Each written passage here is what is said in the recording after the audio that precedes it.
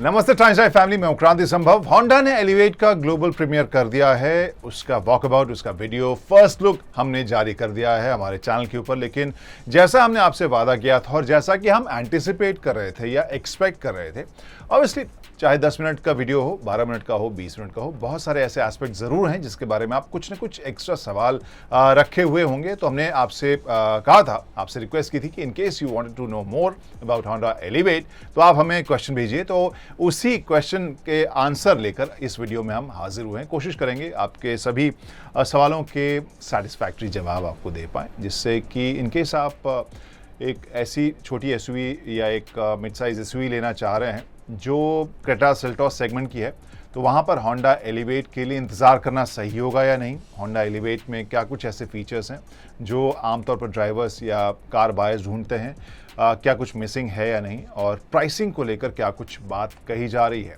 तो इस सेशन को शुरू करने से पहले आप सभी से रिक्वेस्ट कि अभी तक अगर आपने टाइम्स ड्राइव को सब्सक्राइब नहीं किया है तो प्लीज़ सब्सक्राइब कीजिए और अपने दोस्तों के साथ इस वीडियो को शेयर कीजिए।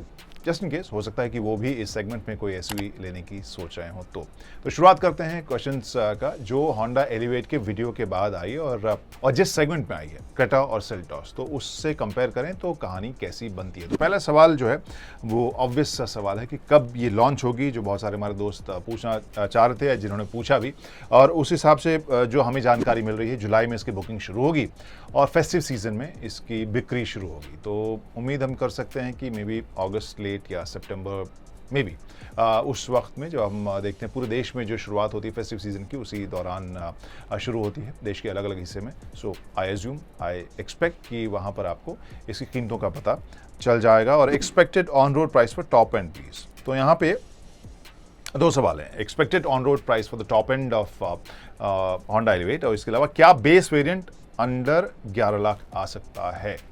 तो मैं बेस वेरिएंट के मुद्दे को पहले लेता हूं। अभी तक जो हमने होंडा की स्ट्रैटेजी देखी है और जो कार हमने देखी है उस हिसाब से लग रहा है कि जो सिटी के टाइम में भी हमने देखा, बाकी होंडा प्रोडक्ट्स में भी देखा, कंपनी थोड़ा प्रीमियम ज़रूर रखती है अपनी कीमतों में, लेकिन एक ज़रूर फैक्टर रहता है कि वो ज़्यादा फीचर लोडेड, या मोस्टली हम देखते हैं कि जो वेरिएंट्स होते हैं वो फीचर लोडेड वो देने की कोशिश करती है कंपनी। तो इस हिसाब से मुझे जो प्राइसिंग शुरू होती लग रही है अभी के हिसाब से, क्योंकि मैं रेफरेंस भी आपको दे देता हूँ, इस सेगमेंट में सबसे ज़्यादा जो कम्पीट करने वाले दो सबसे स्ट्रॉन्ग प्लेयर्स हैं, Hyundai क्रेटा और किया की सेल्टॉस। तो उनकी कीमत जो बेस वेरिएंट है दैट इज़ 10.8 10.9 से शुरू हो रही है और टॉप एंड जा रहा है 19.2 19.3 इस तरह से। तो लगभग 11 लाख से 20 लाख या 19.5 लाख के एक शोरूम प्राइस को आप देख रहे हैं।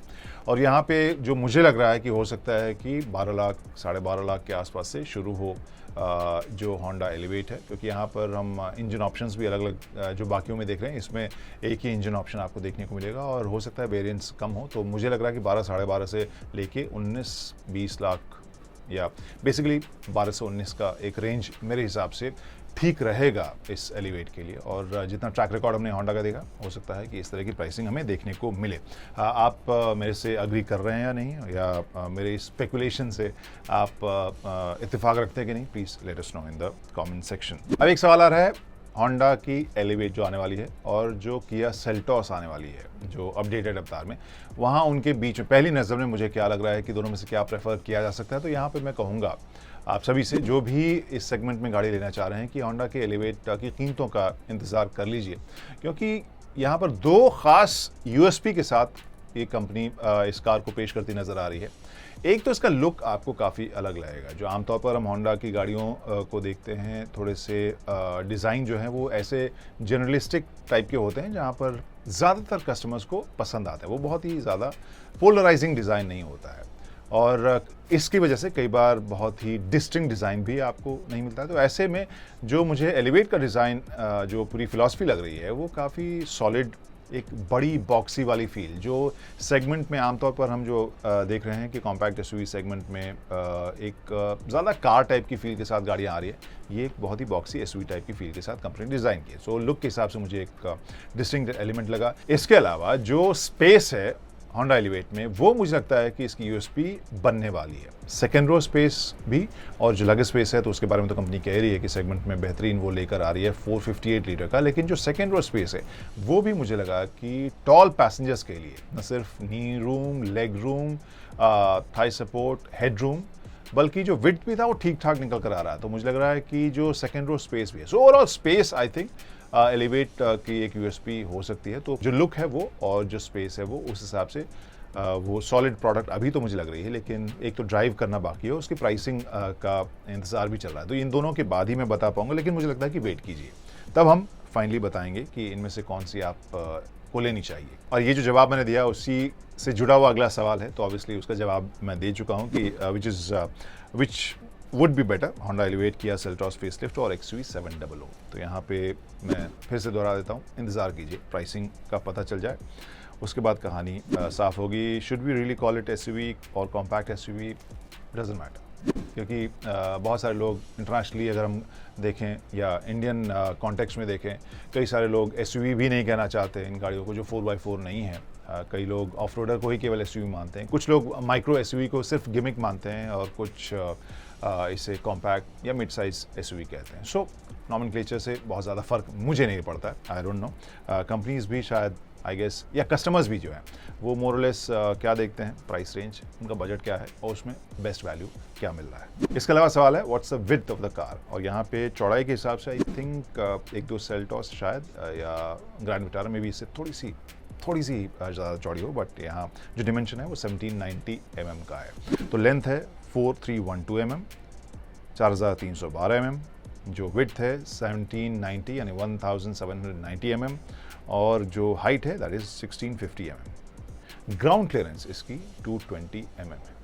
वो एक अगेन वो यूएसपी हो सकती है इंडियन रोड्स के हिसाब से। ऑब्वियसली आप ये ऑफ रोड के तौर पर पेश नहीं हो रही, लेकिन हम जिस यूटिलिटी के लिए इस तरह की गाड़ियों की तरफ जाते हैं वहाँ पर ग्राउंड क्लियरेंस इंपॉर्टेंट फैक्टर है। सो यहाँ पर 220 mm हमें देखने को मिल रहा है। वैसे व्हील बेस 2650 यानी 2650 mm आपको देखने को मिलेगा। Is there a headrest for middle person? No. जो आपने शायद वीडियो देखा हो, जो इमेजेस हमें शेयर किए गए हैं, जो वेरिएंट हमने देखा, आई डोंट थिंक उसमें मिडिल पर्सन के लिए आपको हेडरेस्ट देखने को मिलेगा। सीट बेल्ट ज़रूर है। सेफ्टी स्टार्स रेटेड, तो यहाँ पे जो लॉन्च के वक्त जो जानकारी मिली है अभी तक उसका क्रैश टेस्ट का रिपोर्ट हमें तो नहीं मिला है। सो आमतौर पर इन गाड़ियों को लॉन्च के बाद जो भी रेटिंग एजेंसीज हैं उन्हें एक्वायर करती है, क्रैश करती है, टेस्ट करती है और रेटिंग जारी होती है। So I think we should wait. How is the rear row seating comfort? Does it feel less cushiony as it does in WRV, or are the magic seats gone forever? यहाँ पे Honda elevate के second row के बारे में ज़रूर कहूँगा कि spacious है, आरामदेह मुझे लगी, काफ़ी फर्म इसका कुशनिंग था। So I was pretty like impressed. वहाँ पे देखना पड़ेगा कि लंबी दूरी पर बैठ के कैसा लगता है, बट जगह, कुशनिंग, इन सब के हिसाब से I like the second row. 360 degree camera अभी तक तो जानकारी नहीं है। I don't think 360 degree camera आपको होंडा एलिवेट में देखने को मिल रहा है। Does it come with front cameras? तो यहाँ पे फ्रंट में आपको ADAS वाला कैमरा देखने को मिलेगा। जी हाँ, होंडा सेंसिंग जिसे होंडा कहती है, तो ADAS के फीचर्स आपको इस एलिवेट में भी देखने को मिल रहे हैं। और जिस तरह से होंडा सिटी में आपने स्टीयरिंग व्हील के ऊपर नीचे ADAS के या लेन असिस्ट के जो बटन्स देखें, इस एलिवेट में भी सेम पोजीशन पर आपको दोनों बटन देखने को मिलेंगे। Should Honda brought turbo engine?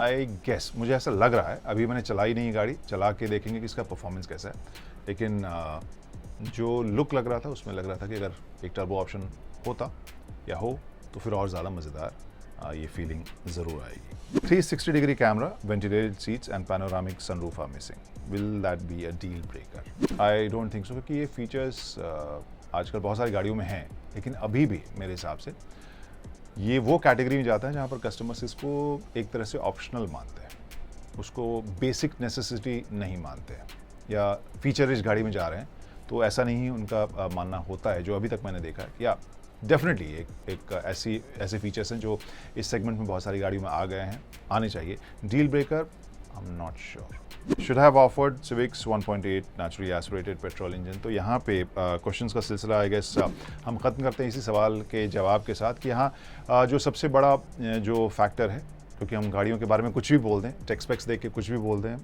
Walk about करके कुछ भी बोल दें, असली जवाब तब मिलेगा जब मैंने इसे ड्राइव कर लिया होगा। इसे थोड़े वक्त के लिए एक्सपीरियंस कर लिया होगा, तब मैं बेहतर तरीके से जवाब दे पाऊँगा कि गाड़ी दमदार है या नहीं, चलाने में मज़ेदार है या नहीं, डे टू डे बेसिस के ऊपर आपको कंफर्टेबल लगेगी कि नहीं, और प्राइस अगर पता चल जाए तो आपके लिए वैल्यू है या नहीं। तो उसके लिए थोड़ा सा इंतज़ार कीजिए। जैसा हमने बताया, जुलाई में बुकिंग शुरू होगी, फेस्टिव सीज़न में इसकी बिक्री शुरू होगी, और तब तक I am sure, I hope और भी ज़्यादा फिगर्स हमें इसके बारे में पता चलेंगे। और इनकेस और कुछ सवाल हैं आपके पास होंडा एलिवेट से जुड़े या किसी और गाड़ी से जुड़े, तो फटाफट भेजिए। हम इसी तरह के एक और Times live question answer session के साथ हाजिर हो जाएंगे। तब तक के लिए bye bye, drive safely, ride safely, see you soon.